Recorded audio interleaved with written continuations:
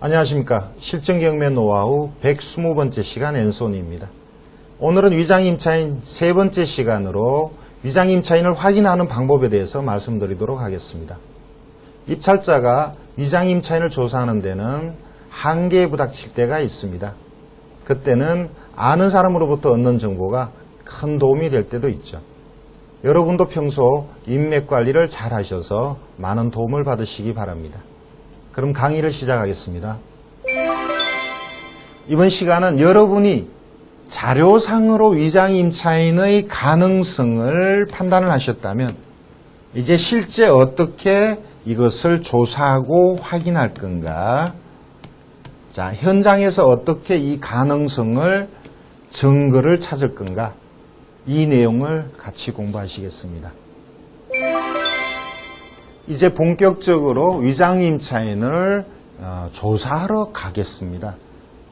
위장임차인이 여러분이 아까 지난 시간에 검색 단계에서 그 가능성을 판단해야 된다라고 말씀을 드렸습니다.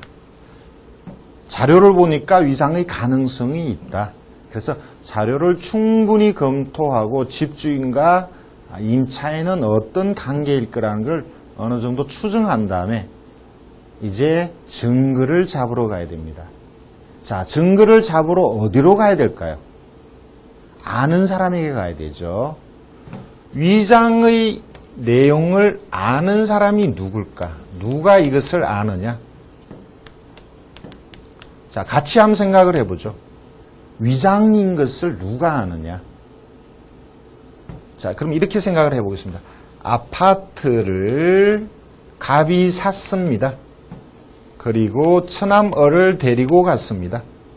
지지난 시간에 말씀드렸죠. 은행에 대출을 받았습니다. 대출을 변제 못해서 법원에 경매가 시작됐습니다. 집행관이 현황 조사를 하고 경매가 진행됩니다. 자, 이러한 사건에 있어서 이 갑과 을이, 갑은 주인이고 을은 지금 임차인이라고 주장을 하는데 이 을이 진짜 임차인이 아니라는 것을 누가 아느냐? 같이 생각을 해보죠. 많은 사람들이 알고 있습니다. 가장 정확히 아는 것은 갑과 을이죠. 본인들이 알고 있죠. 사실은 본인들이 강력하게 임차인으로 주장하고 싶지 않았는데 얼떨결에 임차인이 될 때도 있습니다. 집행관이 현황 조사를 나왔을 때 갑과 을이 집에 없었고 집행관은 아무도 못 만나고 법원으로 되돌아갔습니다. 그리고 을을 임차인으로 기록했습니다. 진정한 임차인이 아니어도 집주인 또는 채무자가 아닌 제3자가 이 아파트에 전입했다면 법원은 그 사람을 임차인으로 기록하기 때문입니다. 본인을 만나면 쉽게 얘기가 나올 수 있습니다. 자, 본인을 만나러 아파트로 갔을 때 초인종을 누르고 나온 사람이 만약에 갑 또는 을이다. 그럼 물어보면 되죠. 같이 사느냐? 처남남매냐? 형제냐? 쉽게 답을 얻을 수도 있습니다. 또 누가 아나요? 은행에서 대출을 해줄 때 무상임차인 각서를 받았거나 아니면 가족이라는 근거를 알고 있었다거나 그래서 대출해 주는데 아무런 문제가 없었다. 그렇다면 은행이 갑과 을은 임대차 관계가 아니란 것을 알고 있죠. 문제는 은행에 여러분이 물어봤을 때 답변을 해주느냐입니다. 은행에서는 개인의 사생활을 보호한다. 개인정보를 보호한다는 그러한 명목으로 여러분의 의문점을 해소해주지 않습니다. 가르쳐주지 않습니다. 저는 그것이 문제라고 보는데 자, 어쨌거나 은행에서는 가르쳐주는 은행이 있고 아무런 문제가 없습니다. 가족입니다. 입찰 들어가셔도 됩니다. 이렇게 답해주는 은행이 있는가 하면 알려줄 수 없습니다라고 답해주는 은행이 또 많이 있죠. 그런데 알려주지 않는 은행에서 또 어떤 능력 있는 사람은 알아내기도 합니다. 어쨌든 은행은 알고 있습니다. 세 번째, 법원에는 많은 서류가 들어가 있죠. 집행관이 주민등록 등본의 두 사람 글을 떼서 법원에 제출하기도 하고, 두 사람이 임대차 계약서를 썼다면 법원에 계약서가 들어가 있죠. 계약서를 보면 그것이 진정한 계약서인가 또는 가짜의 가능성이 있는가를 판단할 수 있습니다. 계약서에 공인중개사가 중개하지 않았다면 가짜일 가능성이 좀 더 커지죠. 주민등록 등본 가볼 거를 모두 본다면 두 사람의 주민등록 번호 또는 갑의 와이프와 을의 주민등록 번호에서 가족이라는 근거를 찾을 수도 있을 겁니다. 언제부터 같이 살았는지 이런 내용으로 추정할 수도 있죠. 그래서 법원의 서류를 보면 을이 가짜 임차인이라는 근거를 찾을 수 있는데 여러분은 법원의 서류를 볼 수가 없죠. 많은 사람들이 이해관계인이 아니기 때문에 볼 수가 없습니다. 그런데 법원의 서류를 보는 사람도 많습니다. 그것은 여러분의 능력이죠. 자, 또 누가 할까요? 동사무소 직원도 두 사람의 관계를 알려고 들면 압니다. 처남매부라면 알 수도 있죠. 형제라면 알 수 있습니다. 단지 여러분에게 알려주지 않을 뿐이죠. 여러분이 조금 직접적인 화법이 아닌 간접적인 화법으로 두 사람의 관계를 얼핏이 물어보면 또 어떤 힌트를 얻을 수도 있습니다. 역시 여러분의 능력입니다. 자, 동사무소 직원은 갑과 을의 관계를 알고 있다고 봅니다. 이 아파트의 관리소장은 갑과 을이 같이 살았다, 처남매부간이다는 이런 정도의 내용을 알 수 있죠. 갑이 여태까지 살고 있다, 을은 동거인으로 살고 있다, 관리소장은 알고 있을 겁니다. 경비원도, 아파트의 경비원도 알 수 있겠죠. 자, 또 누가 아나요? 이 아파트의 앞집 주민도 알고 있습니다. 이웃들은 그 아파트에 누가 사는지, 처남이 얹혀서 산다, 형제간에 같이 산다, 이런 내용을 앞집 사람도 알 가능성이 큽니다. 혹 앞집이 사람이 없다면 그 위층이나 아래층 사람이 알 수도 있죠. 자, 이것은 여러분이 얼마나 열심히 발품을 팔고 조사를 하느냐에 달려 있습니다. 자, 이렇게 갑과 을이 정상적인 임대차가 아니라는 사실을 아는 사람은 많습니다. 여기에 채권자 중에 은행 말고 개인도 있겠죠. 은행에서는 잘 가르쳐주지 않는다 치더라도 개인은 쉽게 적극적으로 알려주려고 할지 모릅니다. 자, 이것이 아파트나 빌라가 아니고 다가구 주택일 경우, 다가구 주택에는 많은 임차인들이 있죠. 자, 다른 임차인, 정상적인 임차인은 위장의 임차인 때문에 본인이 피해를 볼 수 있습니다. 그래서 정상적인 임차인은 가짜 임차인에 대한 내용을 여러분에게 적극적으로 알려주려고 할 것 같습니다. 자, 위장의 임차인은 그러한 내용이 누가 알고 있을까? 이런 생각을 해보시고 앞에 시간에 보신 자료상에 추정되는 관계, 그런 내용과 이것을 같이 엮어서 그러면 어디로부터 가서 내가 알아봐야 되겠다, 이런 내용이 나올 것 같습니다. 그리고 도저히 열쇠가 나오지 않을 때는 가장 확실하고 가장 기초적으로 가야 할 곳, 본인에게 물어보는 겁니다. 이렇게 여러분들이 다니시면서 만약에 쉽게 답을 얻었다. 예를 들어서 은행에 전화를 하십니다. 자, 갑과 을은 정상적인 임대차 관계가 아니다. 천암매부관이라는 답을 은행에서 들었다. 그런데 그 답을 나만 듣는 게 아니죠. 수많은 사람들이 그 답을 듣습니다. 그렇다면 이 물건은 정상적으로 낙찰되겠죠. 우리가 위장임차인을 찾는 것은 수익을 높이자는 뜻인데 경쟁자가 적은 물건을 낙찰받자는 뜻인데 쉽게 은행에서 답을 얻고 쉽게 이웃집에서 답을 얻는다면 이것은 정상적으로 낙찰됩니다. 그래서 여러분은 위장임차인을 어렵게 밝혀내야 됩니다. 남들이 못 밝히는 것을 여러분이 밝혀야만 특별한 수익이 나오겠죠. 자, 지금까지 말씀드린 내용을 실제 사례로 또 다시 말씀드리죠. 저와 함께 자료를 보실까요? 경기도 안양시의 주택이 경매로 나왔습니다.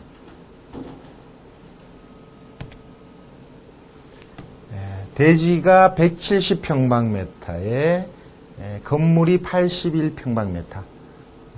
조그만 단천주택입니다. 이것이 2004년도에 2억 3천에 경매가 나오고 가격이 아주 많이 떨어졌습니다. 2004년 12월에 7,500까지 떨어졌습니다. 자, 이것을 9,678만원. 7,500까지 떨어졌을 때 그 전 가격 9,400보다 더 가격을 올렸었습니다. 저는 지금도 이 물건이 이렇게 가격이 많이 떨어진 이유를 모르겠습니다.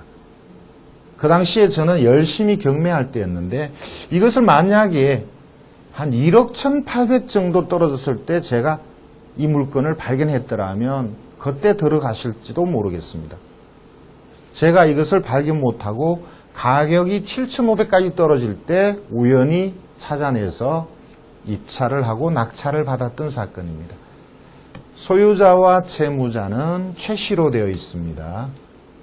아래 내용을 볼까요?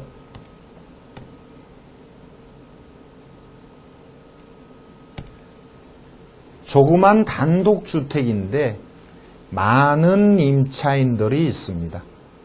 등기부를 먼저 볼까요? 등기부는 2002년에 농협에서 건저당이 설정되었습니다. 2002년 4월 이전에 전입한 사람은 대항력이 있죠. 자, 여기 불투명으로 나와 있는데 이 박씨 그리고 최씨는 그 전입일자가 말소 이전 2002년 4월 9일보다 빠릅니다. 그러니까 외형상 대항력이 있죠. 확정일자도 전입과 동시에 했습니다. 그러면 배당도 먼저 받죠. 우선 변제권도 앞섭니다. 근데 여기 박 씨와 최 씨는 부부간입니다. 그렇다면 두 개의 계약이 아니고 한 개의 계약을 두 번 신고한 거죠. 그러면 이 하나는 없는 걸로 봐도 되겠습니다. 자, 뒤쪽에 이 박 씨가 채무자 최 씨의 며느리라는 내용이 나옵니다. 자, 여기 최 씨는 아들이죠. 자, 아버지, 시아버지의 집에 며느리, 그리고 아들이 임차인으로 들어왔다. 이론상 가능한 일이지만 우리의 정서상으로는 일반적으로 인정하기가 어렵습니다. 그런데 이 임차인이 전입만 돼 있다면 진짜냐 가짜냐를 따져야 되는데 확정까지 제때 받았습니다. 자, 이것은 어떤 의미냐? 집주인이 아버지고 그 아들이 임차인이니까 진짜일 수도 있고 가짜일 수도 있는데, 자, 이것이 임차인으로 진짜로 인정을 받으면 확정까지 2002년 1월 5일 같은 날로 빨리 받았으니까 이 건전항보다 먼저 배당을 받습니다. 진짜면 1순위 배당을 받습니다. 가짜면 배당이 없죠. 그런데 인수도 없습니다. 진짜면 전액 배당을 받으니까 낙찰자가 인수하지 않고 가짜면 가짜 임차인이니까 인수를 하지 않죠. 그래서 이 박 씨나 그 아들 남편 최신희의 보증금 4,500은 어떤 경우도 인수하지 않습니다. 그러니까 아무 문제가 없는 사건이죠. 그러면 그 외의 사람들을 보죠. 도씨 소액 임차인이지 대항력 없습니다. 신씨 역시 소액 임차인이고 대항력이 없습니다. 허씨 대항력이 없죠. 소액 임차인입니다. 자, 그러니까 전부 소액. 며느리, 아들. 아무런 문제가 없습니다. 그런데 이 물건이 5번 유찰되어서 가격이 많이 떨어졌던 거죠. 자, 결국 저렴하게 가격이 많이 떨어진 덕분에 이 두 사람의 대항력이 있는 것처럼 보이는 것 덕분에 저는 이 물건을 아주 저렴하게 낙찰을 받았습니다. 여러분도 이러한 사건이 나온다면 조금만 곰곰이 생각하시면 아무런 문제가 없다는 것을 쉽게 알 수 있을 겁니다. 다음 사건을 말씀드리죠. 자, 이거는 전체적으로 보여드리죠. 수원의 동광아파트 5개가 경매로 나왔습니다. 자, 보이시죠? 6개가 경매로 나왔네요. 자, 6개가 경매로 나왔는데 제가 잠깐 비껴 쓰겠습니다. 87%, 80%, 80%, 92%. 정상적으로 낙찰된 것은 80%, 90%입니다. 자, 요 밑에 하나는 59%인데 이것은 인수가 있습니다. 자, 제가 말씀드리고 싶은 것은 1번 56%에 낙찰됐는데 이것은 외형상 임차인, 대항력 있는 임차인이 있는 것처럼 보입니다. 자, 이 내용을 한번 볼까요? 진정한 대항력 임차인인지. 67평방미터의 빌라 1층, 이것이 2006년 5월에 8,500에 감정돼서 3,400만 원까지 떨어졌습니다. 그리고 대항력 있는 임차인이 아니라는 것을 밝혀내서 4,700에 낙찰받았습니다. 다른 5건 80%, 90%보다는 훨씬 저렴한 56%에 낙찰받았습니다.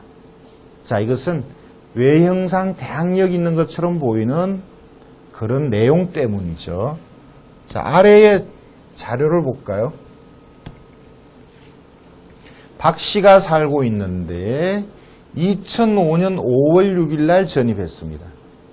등기부를 보면 아주 간단합니다. 소유권 보존하고 바로 경매가 들어왔습니다. 그러니까 여기서 말소 기준 권리는 경매를 신청한 2005년 7월 7일. 자, 임차인처럼 된 박 씨는 2달 전 5월 달에 전입했습니다. 이 박 씨가 진정한 임차인이라면 대항력이 있죠. 자, 그런데 여기는 대항력이 없다고 표시가 되어 있는데, 자, 어쨌거나 경매 개시 이전에 전입하고 임대차 계약서를 썼다면 정상적인 임차인이죠. 자, 그래서 가격이 많이 떨어진 겁니다.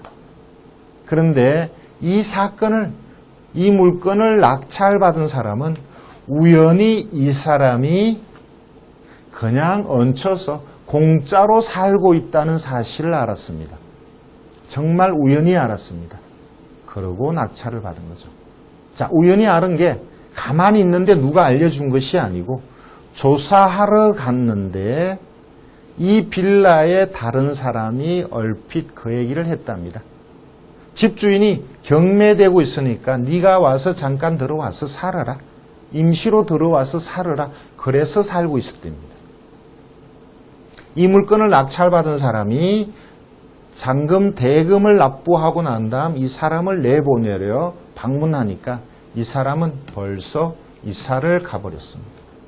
아주 쉽게 위장 임차인을 잡고 자동으로 해결된 그런 사건이 되겠습니다. 여러분도 열심히 이런 활동을 하시다 보면 이런 내용도 여러분이 만나시게 될 겁니다.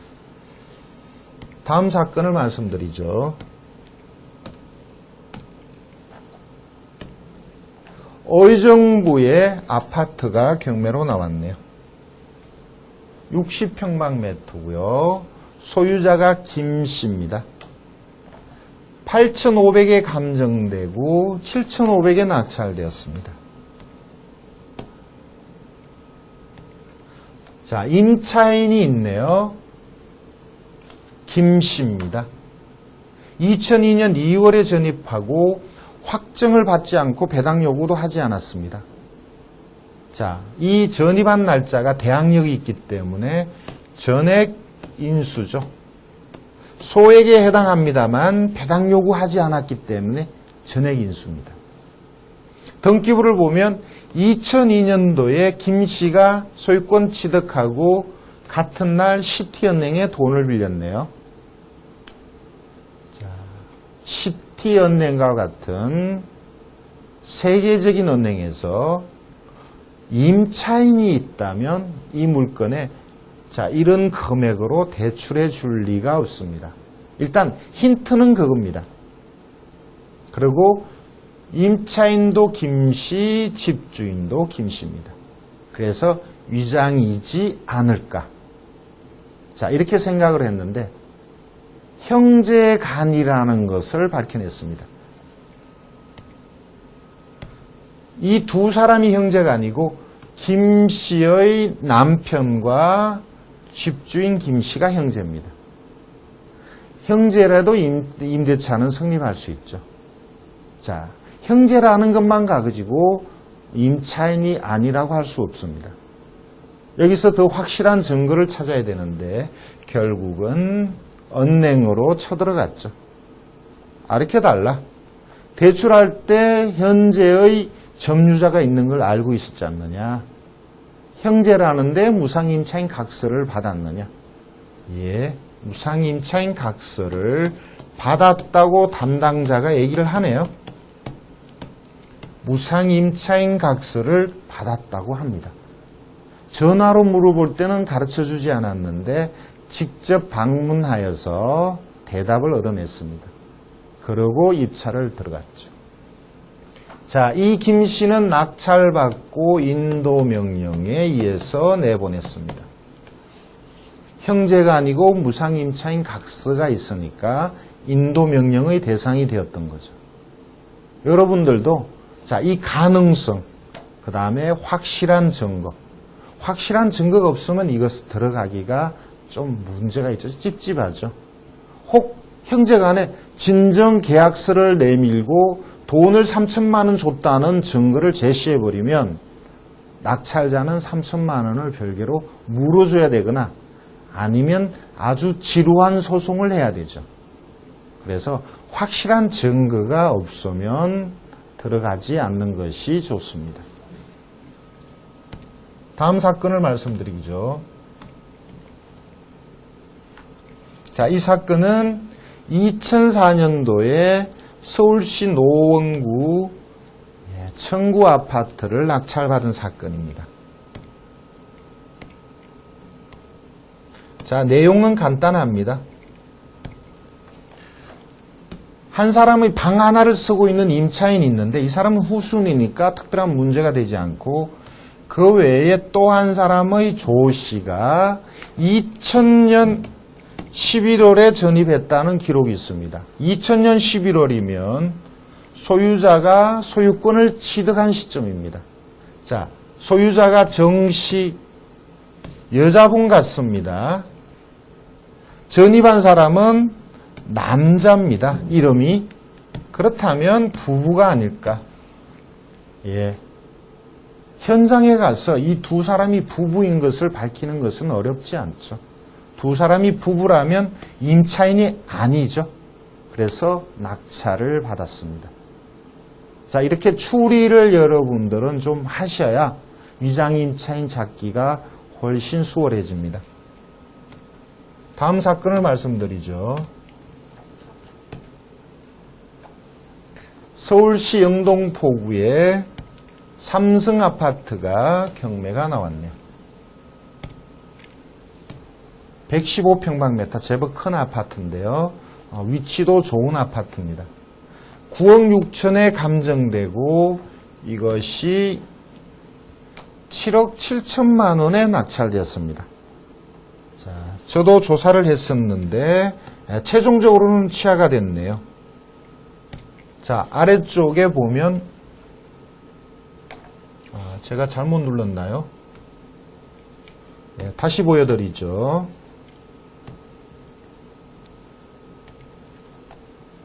자, 이 정시는 위에 다시 보셔야 되겠습니다.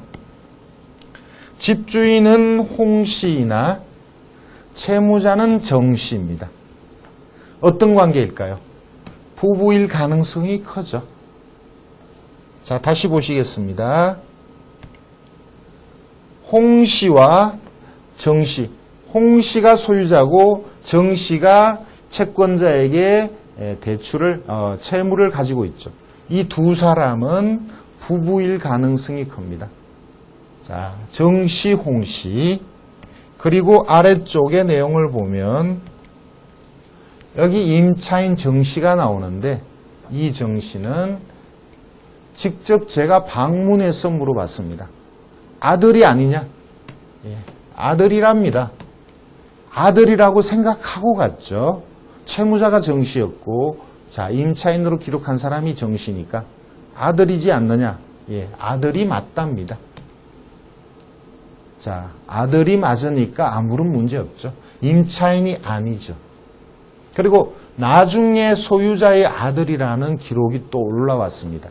우리은행 같은 경우 이렇게 3번이나 대출을 해줬다면 임차인이 아니라는 나름대로 자기들의 나름대로 증거 아니면 확인서가 있었을 겁니다. 자, 여러분도 이렇게 쉽게 추정을 하실 수 있어야 합니다.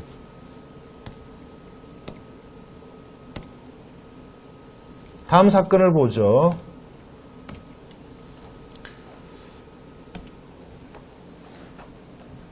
하남시의 한국아파트가 경매로 나왔네요.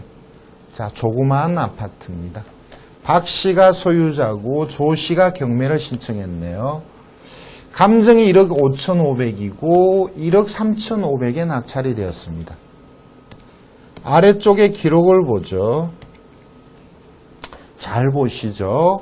2001년도에 박 씨가 소유권을 취득하고 같은 날 국민은행에 돈을 빌렸습니다. 2개를 빌리고 그 이후에 여러 가지 가압류가 많이 붙었습니다. 그런데 박 씨가 소유권을 취득하기 전부터 김 씨가 임차인처럼 살고 있네요. 96년부터 살고 있습니다. 자, 소유권을 취득하기 전부터 살고 있는 이 김 씨가 임차인일까요? 자, 이런 것은 어떤 경우일까요? 자, 임대보증금이나 이런 것을 전혀 주장하지 않고 있습니다. 저는 이 사건의 등기부를 먼저 봤습니다. 자, 여러분도 같이 등기부를 보실까요?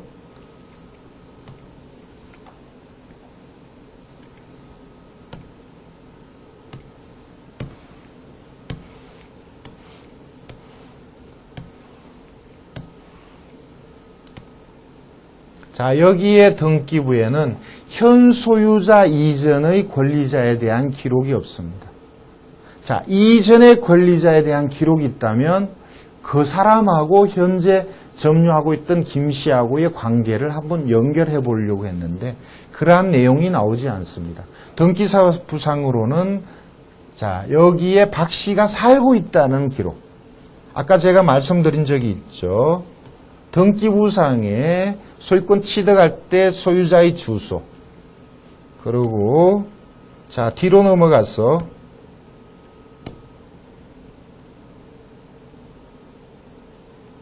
건저당을 설정할 때 2003년도에 건저당을 설정하되 박 씨가 이 아파트에 여전히 주소가 되어 있다는 기록. 그러니까 집주인은 여기 살고 있죠.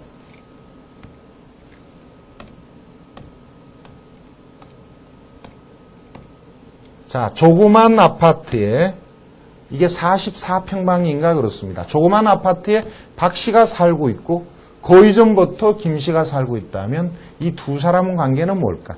자, 여자분이고 남자분입니다. 자, 동네에 가서 아파트 관리소 가서 제가 쉽게 해답을 얻었습니다. 원래 임대 아파트였다. 자, 이제 여러분도 짐작을 하시겠죠. 임대 아파트에 96년부터 이 임대 아파트에 살고 있다가 2001년도에 분양을 받았죠. 박 씨가 분양을 받고 김 씨는 부인입니다. 이제 이해가 되시나요? 임대 아파트에 96년부터 살고 있다가 2001년도에 분양을 받고 남편이 소유권을 취득했죠. 그러니까 임차인이 아닌 거죠. 자, 이렇게 이문이 난다 하더라도 등기부나 자료상으로 판단을 하기 힘든다 하더라도 현장에 가면 쉽게 점유자의 권리가 판단이 되는 거죠.